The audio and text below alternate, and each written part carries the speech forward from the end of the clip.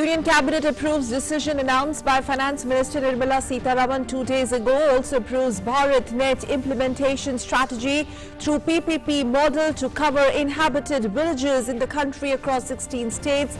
Viability gap funding support of up to rupees 19,041 crores approved. All remaining states and union territories to be covered.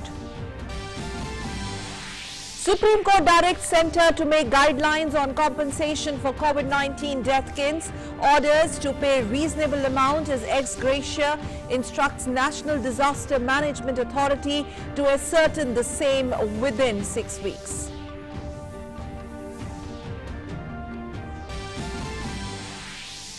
Centre directs West Bengal government to inquire into instances of alleged COVID-19 fake vaccination camps in some areas of Kolkata. Union Health Secretary in a letter to West Bengal Chief Secretary asked to submit a factual report in the next 2 days. Prime Minister lauds goods and services tax on its completion of 4 years, says it has been a milestone in the economic landscape of the country.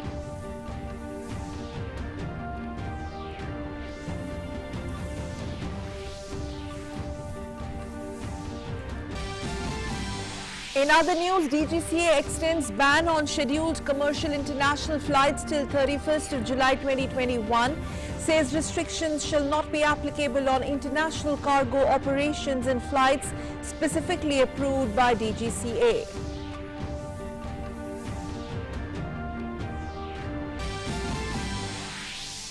Over 100 people died as a heat wave shatters records in Canada. Sets a new all-time high temperature record for a third day in a row, reaching 47+ degrees Celsius.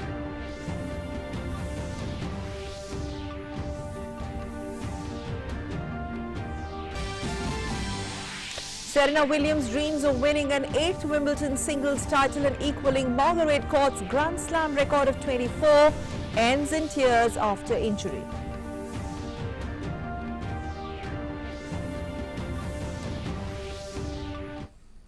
Namaskar and welcome. You're watching DD News in DD India. I'm Sakal Bhatt, and the top story we're tracking for you at this hour. The Union Cabinet has approved the decision announced by the Finance Minister Nirmala Sitharaman for COVID-affected sectors. Union Minister Prakash Javadekar has said that the Cabinet has given its approval to 6 lakh crore rupees package for sectors affected by the COVID pandemic.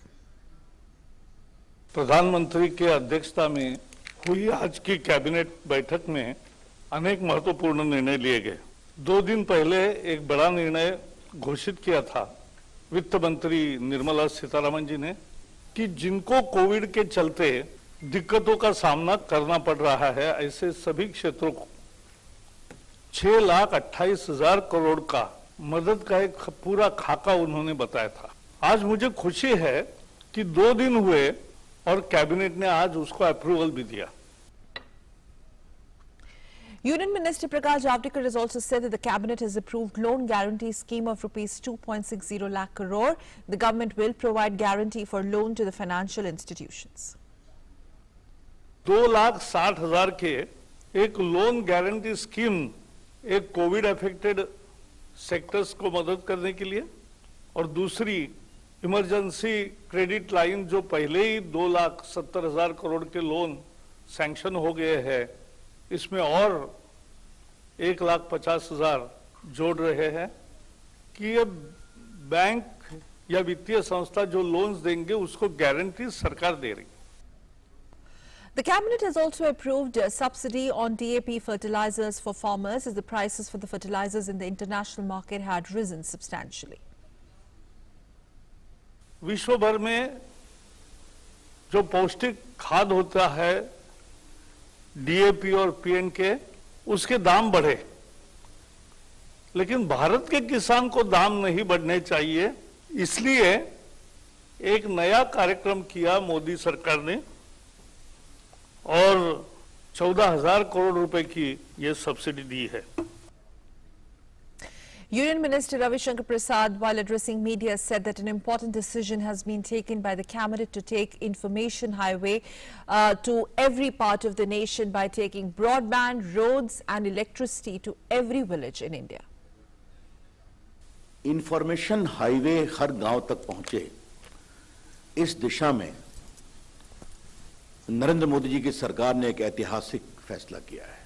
हर गांव में सड़क पहुंचे, हर गांव में बिजली पहुंचे और अब हर गांव में इंफॉर्मेशन ई-वे पहुंचे। ये है मॉडल ऑफ डेवलपमेंट। आज देश के सारे गांव में बिजली पहुंच गई है। इसकी चर्चा भी होती रही है कई बार, संसद के अंदर, संसद के बाहर। The centre has asked the West Bengal government to inquire into instances of COVID-19 vaccination camps being organised allegedly by the unauthorised people in some areas of Kolkata. In a letter to West Bengal Chief Secretary Hari Krishnan Dwivedi, Union Health Secretary Rajesh Bhushan has asked him to submit a factual report in the next 2 days, citing Leader of the Opposition in West Bengal Assembly Suvendu Adhikari's letter to the Health Ministry over the issue. The Health Secretary said that all vaccination sessions for COVID-19 have to be organised through the CoWIN portal, and all vaccinations too have to be recorded on CoWIN. The centre has from time to time advised states that vaccination certificates must be issued to beneficiaries. Let's now talk about the Supreme Court directions to the central government to frame guidelines for providing a minimum relief to the kin of those who succumb to COVID-19. The Apex Court has directed the National Disaster Management Authority to ascertain within 6 weeks ex gratia amount that can be paid to the family members of the deceased. However, the top court noted that it cannot direct an amount that the centre will have to pay. The court was hearing petitions seeking directions to the centre to provide ex gratia compensation of ₹4 lakh each to families of people who lost their lives to COVID-19. The centre had earlier this month told the Supreme Court that compensation of ₹4 lakh cannot be paid to the families of those who have died of COVID-19 as the finances of the state governments in the centre are under severe strain. Moving on, keeping in mind the COVID-19 pandemic situation in the country, as a cautionary measure, the DGCA or Directorate General of Civil Aviation has extended the suspension of scheduled commercial international flights till 31st of July.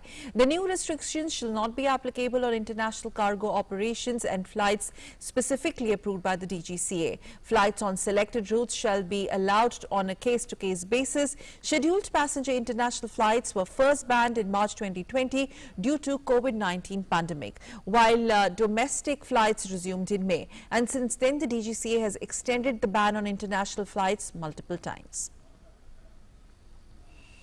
Bharat Biotech today issued a statement on alleged Bolsonaro Covaxin gate in Brazil. The statement stated that step-by-step approach has been followed towards contracts and regulatory approvals during an 8-month-long process. Emergency use authorizations received on 4th of June 2021. However, as of June 29th, no advance payments have been received nor supplied vaccines to Brazil. The statement comes soon after it emerged that the Brazilian government, which agreed to purchase 20 million doses of Covaxin on Wednesday, announced suspension of the contract following allegations of irregularities in the deal. The company added that the pricing of Covaxin was clearly established between $15 to $20 per dose for supplies to governments outside India. The pricing for Brazil had also been indicated at $5 per dose. Covaxin has now received emergency use authorization in 16 countries, including Brazil, India, Philippines, Iran, Mexico, for their emergency use authorizations in process in 50 countries worldwide. And now let's take a look at the COVID-19 situation, the numbers across the country. India has reported 45,951 new cases of COVID-19 in the last 24 hours. Less than 50,000 daily new cases have been reported since 3 continuous days. This is a result of sustained and collaborative efforts by the centre and the states and union territories. India has also been witnessing a continuous fall in the active caseload. The country's active caseload today stands at 5,37,064.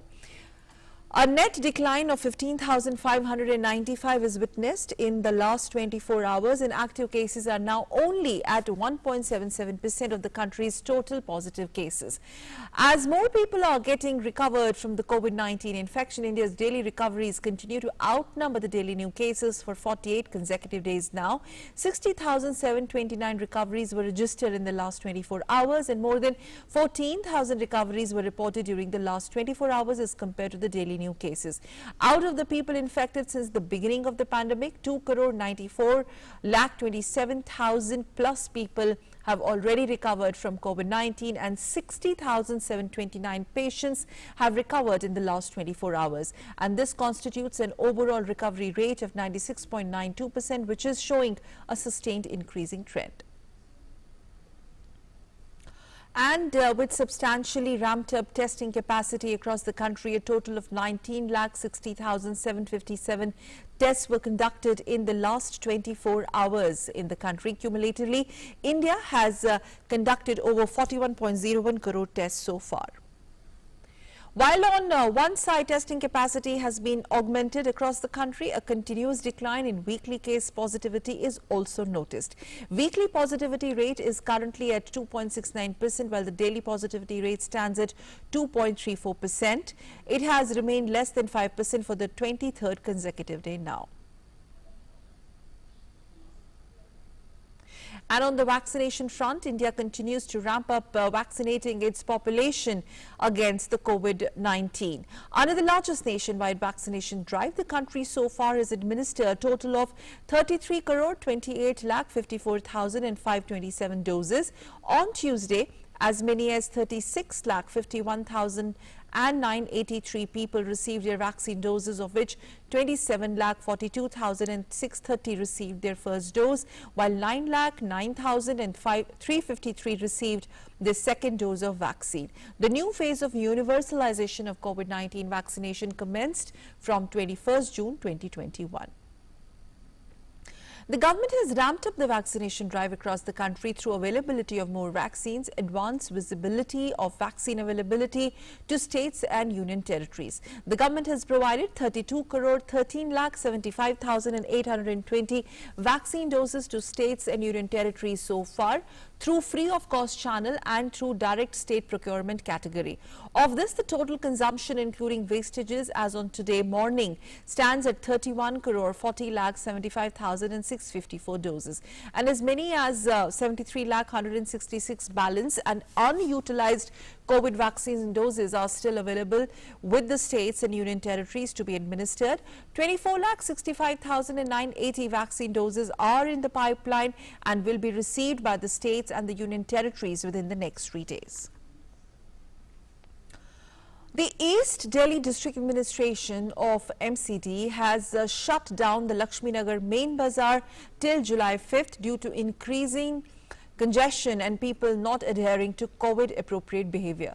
An order issued by East District Magistrate Sonika Singh and Delhi Disaster Management Authority chairperson on Tuesday stated that the stretch from Vikas Marg to Lovely Public School, Kishan Kunj and its surrounding markets like Mangal Bazaar, Vijay Chowk, Subhash Chowk, Jagat Ram Park, Guru Ramdas Nagar, etc. would be restricted to open from 10 a.m. on June 29 till 10 p.m. on July 5th or till further orders. However, these restrictions are not applicable on shops dealing with essential goods and services.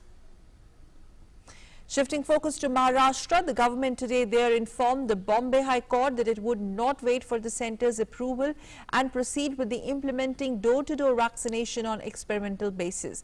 Advocate General Ashutosh Kumbhakoni made this statement before a division bench of Chief Justice Dipankar Datta and Justice G.S. Kulkarni. He said that the government wants to do it on an experimental basis, and we propose to start it from Pune district as the size of the district is not too large or not too small. He further said it will be done just the way a vaccination drive was conducted for the students going abroad in Pune district. The court then said they hope and pray that the council does not press for the condition for the doctors to give their undertaking. In a critical operation, the hospital takes the patient's relatives' undertaking. Don't give this impractical condition that no one comes forward. added the court. The court was hearing a public interest litigation plea seeking door-to-door vaccination for those above 75 years of age and who used a wheelchair. Vice President M. Venkaiah Naidu today visited India's first 3D printed house constructed at the IIT Madras. He went around the building accompanied by IIT Madras Director Bhaskar Ramamurthy and the founders of the startup that built the structure. Later, the Vice President witnessed a presentation on its construction, India's first 3D printed house, which was constructed in 21 days at IIT Madras campus by a startup T-Vista founded by alumni of IIT Madras. With a built area of about 600 square feet, the single-story home has a functional space comprising of a single bedroom, hall and a kitchen. The Made in India technology has the potential to change the term building to printing in the coming years. Speaking on the occasion, the Vice President said 3D printing and robotics can help make traditional manufacturing practices faster and cost-effective. World is moving faster. Opportunities are coming and also challenges are also coming. Keeping these challenges in mind, how do you overcome those challenges? How do you invent new technologies? Marry your invention and technology together and then take it to the people and then make it as a movement. That is what is required. This project is also a perfect example of the dividends we can derive from the fourth industrial revolution, where a fusion of smart technologies like 3D printing and robotics can change the traditional manufacturing practices. In other news, Union Finance Minister Nirmala Sitharaman virtually inaugurated this 3D house on 27th of April 2021. The goods and service tax system is going to complete 4 years tomorrow, and during the 4 years, several key policy initiatives have been taken by the government to make the GST system and compliance mechanism simple, transparent and technology driven.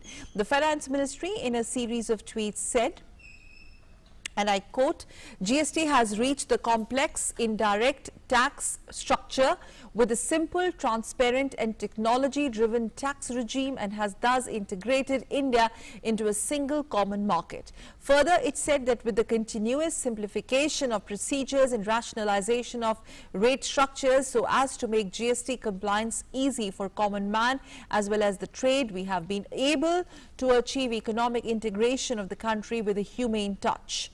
In series of tweets, it further added, Finance Ministry added that GST has significantly eased one of the most complex indirect tax systems in the world. A company looking to do business in every state had to make as many as 495 different submissions. Now, under GST, that number has reduced to just 12.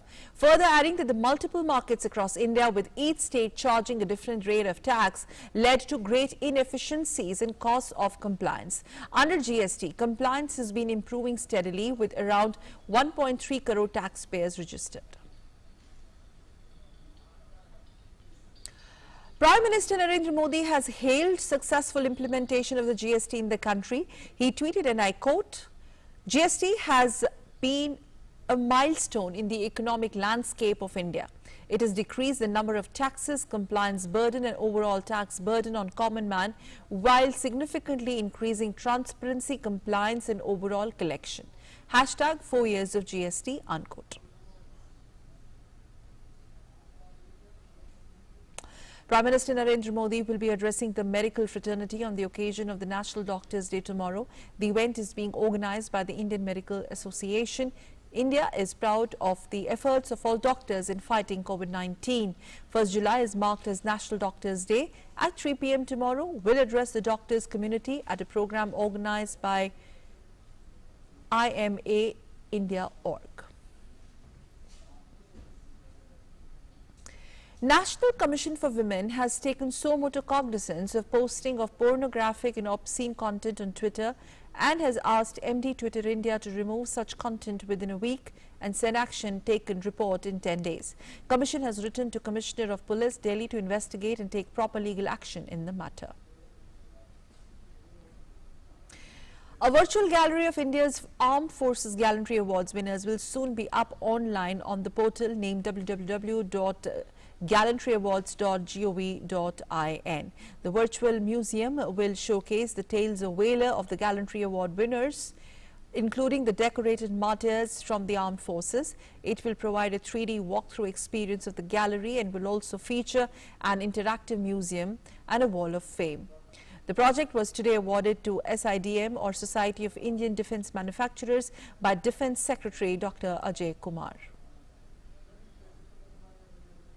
इसका उद्देश्य ये है कि हमारे देश के जो वीर हैं आर्म्ड फोर्सेस में, जिन्होंने अपना सर्वस्व देश के लिए न्यौछावर किया है, उनकी वीरता के बारे में बच्चों को पता चले और सभी नागरिकों को पता चले और हम इस बात को सेलिब्रेट करें कि हमारे देश में ऐसे ऐसे वीर हुए हैं जिनकी गाथाएं चिरकाल तक चलती रहती हैं। और जब से ये रिवैम्प पोर्टल जनवरी में बनाया, मुझे कहने में बड़ी खुशी है कि लगभग 30 लाख विजिटर्स इस पोर्टल पे आ चुके हैं 6 महीने के अंदर। Dozens of people have died in Canada amid an unprecedented heat wave that has smashed temperature records. Police in the Vancouver area have responded to more than 130 sudden deaths since Friday. Most were elderly or had undergoing health conditions, with heat often adding as a contributing factor. Canada broke its temperature record for the 3rd straight day on Tuesday, with 49.6 degrees Celsius recorded in Lytton, that is British Columbia. The US Northwest has also seen record highs and a number of fatalities. The heat over western parts of Canada and the United States has been caused by a dome of static high pressure hot air stretching from California to the Arctic territories. Temperatures have been easing in coastal areas, but there is little immediate respite for inland regions. Before Sunday, temperatures in Canada had never passed 45 degrees Celsius. And now let's just get you some sports news. Ace shuttler PV Sindhu is ready and excited to represent India in the upcoming Tokyo Olympics. The absence of defending champion Carolina Marin will be an advantage, but there are at least 6 more title contenders at the Tokyo Games. Sindhu had to settle for a silver 5 years back at the Rio Games after going down against Murray.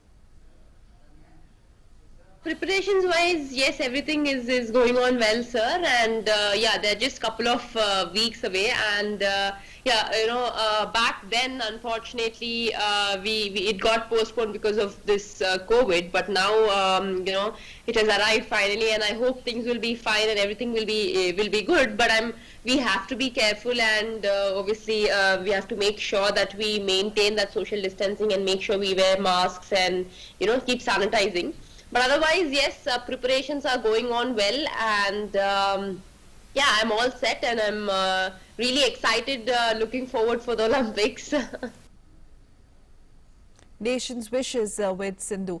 And in order to support our Tokyo-bound athletes, Sports Authority of India is conducting a quiz. You can also participate in this quiz by logging in to the address that is right on your screen for the Olympic quiz. And shifting from Olympic to Wimbledon, 8 times champion Roger Federer survived a massive scare against Adrian Manarino before advancing to the Wimbledon second round, when the Frenchman retired with a knee injury after slipping on court. The match was poised at 6-4, 6-7, 3-6, 6-2, with Federer forcing a 5th set before Manarino, celebrating his 33rd birthday, decided he could not continue. And in women's singles world number 1, Ashley Barty held off a spirited Carla Suarez Navarro to reach the second round at Wimbledon. Australia's Barty, returning from a thigh injury, fought back from a rocky second set to win 6-1, 6-7, 6-1. A dozen of captive-bred Pygmy Hogs, which is world's smallest and rarest wild pigs, were released into the wild in northeastern India's Manas National Park as a part of the conservation program to boost the population of species once thought to have become extinct. Take a look. The Pygmy Hawks, which has the scientific name Porcula salvania, threatened by extinction, originally found in the narrow belt of tall alluvial grasslands along the plains on the Himalayan foothills in Nepal, India and Bhutan. It belongs to a unique genus that has no close relative. It stands about 25 centimeters from the ground and weighs 6 to 9 kg. It differs from young wild boars in having rudimentary tail and has more spindle-shaped body, which is known as Takuri Bora in Assamese, though it is commonly known as Nolgahuri. Its population declined in 1960s, leading to fears it had become extinct until it was rediscovered in India's northeastern state of Assam in 1971. The Pygmy Hawk Conservation Program, involving several organizations including from state and national government, established a captive breeding scheme with 6 hogs in 1996 to try and revive their population. Manas Field Director Mr. Amal Chandra Sharma said that in the recent years, Manas National Park is really doing well in conservation, and with the release of these hogs in Bhuyapara range, the hog population will be increased. We have less than 200 pygmy hawk, and last year most of the tourists have seen these pygmy hawks, which are roaming in Rupari grassland, and the people are very happy that they have seen the pygmy hawks. But reintroduction of pygmy hawk in Manas from 2020, now people are often see the pygmy hawk, and this year also we have released 12 pygmy hawks. This is for the second time pygmy hogs are reintroduced in Manas after successfully releasing 14 hogs in 2020. The Pygmy Hawk Conservation Program that proposes to release about 60 pygmy hogs over the next 5 years in Manas from 2020. The iconic species have returned to their home where their last original population still survives but has dramatically declined. The species' survival has been threatened by the loss and degradation of its habitats due to human activity such as settlement and agriculture and the improper management of such areas. But with the conservation program, more pygmy hogs will be seen in the wildlife in the future, which is a good news for the animal lovers. Mridushmita Chaudhary's report, DD News, Guwahati. And with that, it's time to wrap up this newscast. But on the other side, my colleague Rama Tyagi coming up next with a COVID special, Corona se jang jeetenge hum. Stay tuned to DD News. Namaskar.